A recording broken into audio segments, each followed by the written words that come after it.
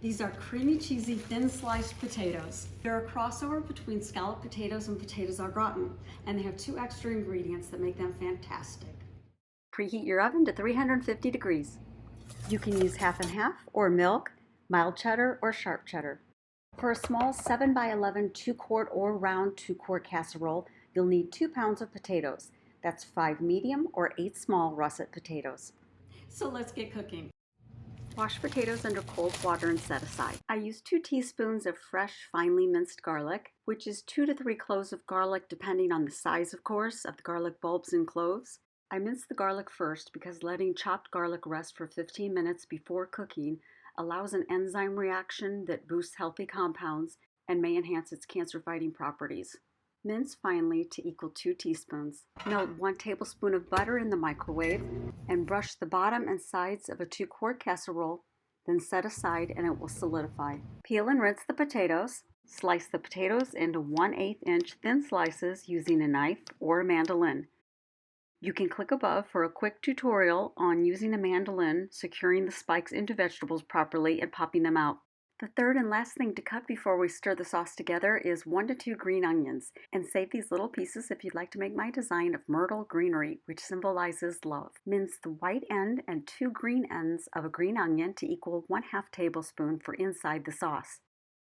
Then cut the green part of a second green onion, slicing on an angle to either sprinkle over the top or to represent the leaves of the design. Or you can top with a light sprinkling of nutmeg. Here are the ingredients if you want to take a screenshot or just subscribe and save. Mix 2 cups of half and half or 3 cups of milk with 2 tablespoons of all-purpose flour and whisk very well.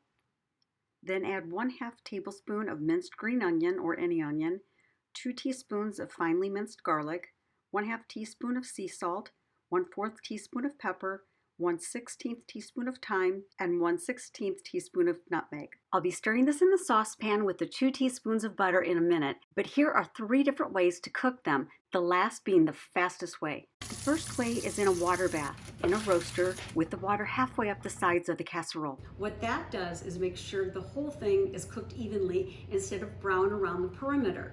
You'd bake 45 minutes at 350 degrees covered, then remove the foil or the casserole lid and bake 40 minutes more until the potatoes are tender.